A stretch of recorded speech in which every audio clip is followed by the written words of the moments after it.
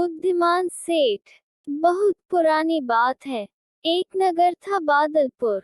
उसमें एक मजदूर रहता था जिसका नाम था किशन। उस नगर के चारों तरफ पहाड़ और जंगल फैले हुए थे। जंगलों में रहने वाले डाकू अक्सर रात के वक्त नगर पर हमला बोल देते थे। नगर वासियों के पास जो कुछ भी होता था, डाकू वह सब कुछ छीन कर ले जाते थे। पूरा बादलपुर उन डाकुओं की वजह से बड़ा परेशान था। एक बार की बात है, एक बड़ा अमीर सेठ उस नगर में आया। उस समय रात काफी हो चुकी थी, इसलिए उसने आगे जाना मुनासिब नहीं समझा।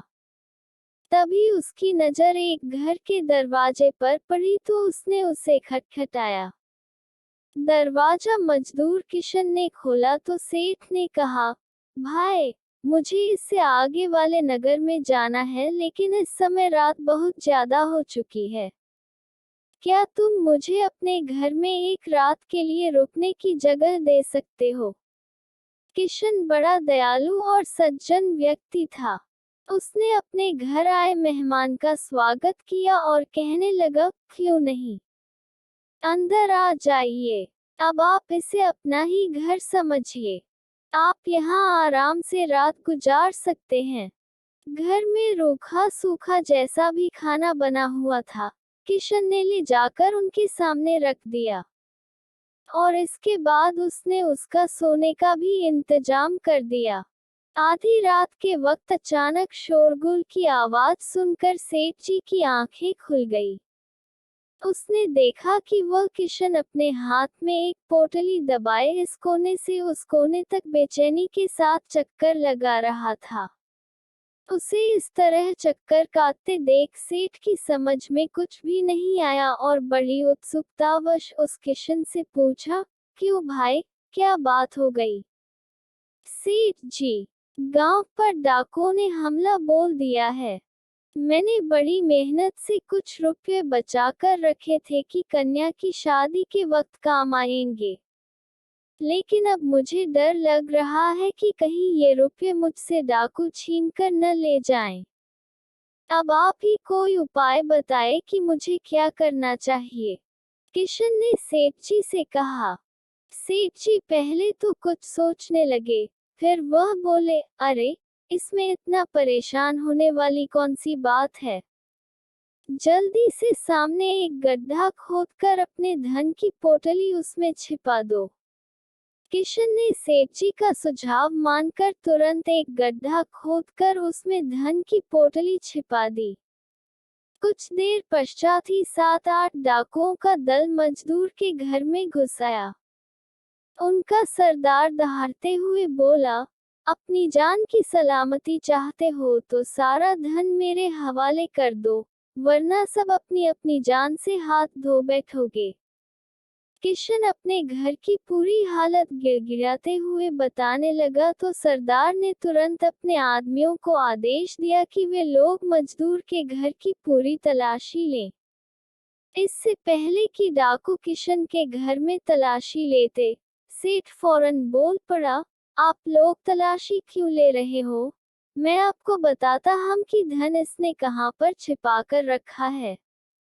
इतना कहकर सेठ ने सामने की तरफ उंगली से इशारा करते हुए बताने लगा, आप लोग यहाँ से इस जमीन को खोद कर देखें। डाकुओं ने वह जगह खोद डाली। कुछ देर पश्चात डाकुओं के हाथ वह पोटली लग गई जिसमें धन था। उन्होंने वह पोटली बाहर निकाल ली जिसमें धन था। उसके बाद उन्होंने मजदूर को भला बुरा कहना शुरू कर दिया और सारे डाकू बाहर निकल गए। इधर मजदूर को सेठ के ऊपर संदेह होने लगा। वह सोच रहा था कि हो न हो ये सेठ जरूर डाकुओं का ही आदमी है। तभी तो उसने मुझे खुद ही पहले धन जमीन में दबाने के लिए कहा और फिर इसने डाकुओं को इसका पता भी बता दिया।